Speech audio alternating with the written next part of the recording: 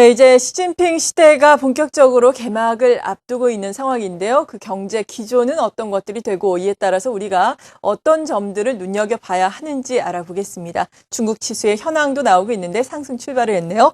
자세한 내용 중국금융연구소의 조용찬 수석연구원 연결합니다. 안녕하세요. 예, 안녕하십니까. 네, 최근 발표되고 있는 중국의 경제 지표를 보면은 4분기 경기 회복세가 뚜렷해지고 있음을 좀 나타내고 있다라고 평가를 해볼 수 있을 것 같은데요. 중국의 경기 회복세 언제까지 계속해서 이어질 수 있을까요?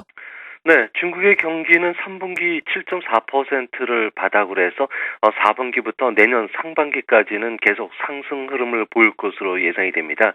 아무래도 생산자 물가 지수 같은 경우에는 기업 간 거래를 자세히 나타내는 지표인데요. 이 지표가 10월 달 들어와서는 전월 대비 0.8%포인트 하락폭이 축소이 됐습니다. 이로 인해서 가격들이 좀 상승하고 있다는 점이 분명해 보이고요. 성장률 지표인 투자나 생산, 소비 그리고 그 수출들이 계속 상승 흐름을 보이고 있기 때문에 제조업의 생산 활동이 좀 빨라지고 있습니다. 특히 10월달 전력 생산량이 6.4%나 증가했는데요. 9월달에 1.5%보다 큰 폭으로 올랐기 때문에 아무래도 지금의 상승 흐름은 계속 이어질 것으로 보여집니다.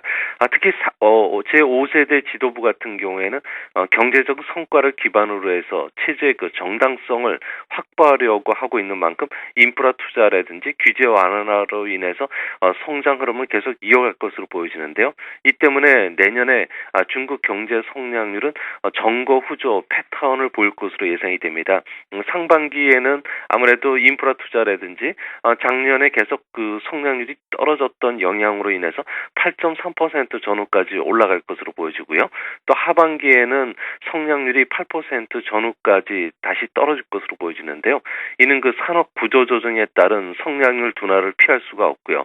물가 상승이라든지 난개발을 막기 위한 투자 억제도 실시가 될 것으로 보여집니다. 내년에 그 예산을 상반기에 조기 집행하기 때문에 하반기에는 투자 예산이 부족한 것도 아무래도 성장률을 좀 떨어뜨리는 역할을 하지 않을까 보여집니다. 그리고 중국에서는 제18차 당대회가 한창 열리고 있습니다. 물론 많은 전문가들 모시고 앞으로 5세대 지도부의 경제정책 방향이라든지 관련주 등은 저희가 알아봤는데요. 중국 전문가시니까 보다 세세한 내용을 좀 뜯어보겠습니다. 이번 당대회에서 개막 보고서를 통해서 2020년까지 경제 규모를 1인당 소득 같은 경우에는 2010년에 2배로 늘리겠다라는 목표를 내놨는데요. 과연 이것이 달성 가능할까요? 어떻게 보십니까? 네, 결론적으로 말씀드려서 불가능한 목표는 아니지만 달성하기가 상당히 어려워 보입니다. 앞으로 10년간 경제 규모 2배라는 것은 매년 7.2% 전후로 성장을 해야 된다는 이야기인데요.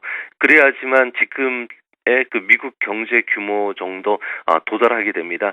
단번에 그 선진국을 따라잡는 것은 그렇게 말처럼 쉽지가 않습니다. 지금 중국은 이미 중진국 함정에 빠져들고 있다는 신호들이 여러 군데서 보여주고 있는데요. 이 때문에 그 노동력 부족 문제를 에도 불구하고 지금 임금이 빠른 속도로 올라가고 있고요.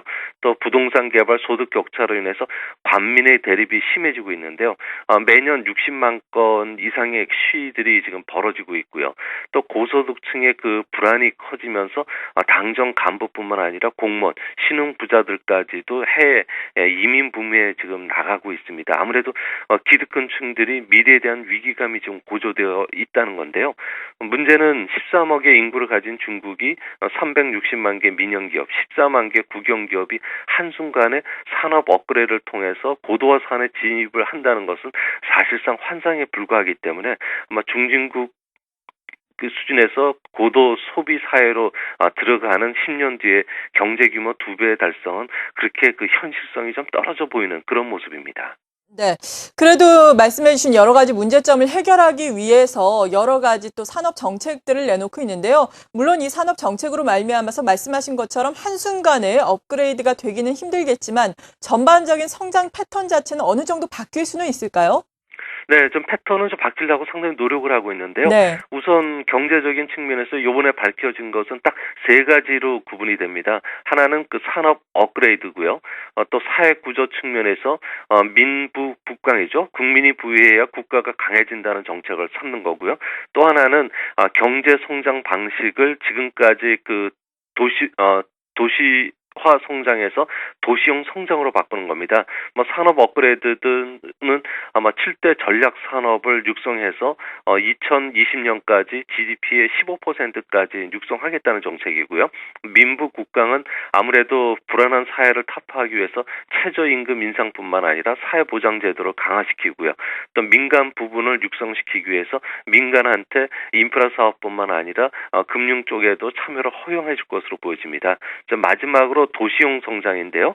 중국 경제는 그동안에 도시화를 통해서 산업화를 추진해 왔는데요. 그러다 보니까 난개발이라든지 부패 그리고 불법 거주자들이 늘어나서 사회적인 안정을 위협을 받았는데 이제는 도시형 성장으로 인해서 도시화를 다시 추진한다는 겁니다. 이로 인해서 교육이라든지 의료, 사회 보장을 갖춘 도시 재개발이 추진이 되고요. 내수 서비스형 주도로 바뀌게 될 것으로 보여지는데요. 이 때문에 선진국 수준의 상하수도 시설이라든지 교통 시스템, 방제 시스템이 도입될 것으로 보여집니다. 하지만 중요한 것은 이런 기득권층을 타파하기 위해서 정치 개혁이 좀 필수적인데 일당 지배 체제 하에서는 개혁이 말처럼 쉽지는 않기 때문에 이러한 일회성 개혁 조치만으로는 지금 중국이 처하고 있는 중증국 함정을 좀 탈출하는 데는 좀 역부족이지 않나 그렇게 보여집니다. 이렇게 중국과 관련한 이슈 보다 심층적으로 분석을 해봤습니다. 중국금융연구소의 조용찬 수석연구원이었습니다. 말씀 잘 들었습니다. 예, 감사합니다.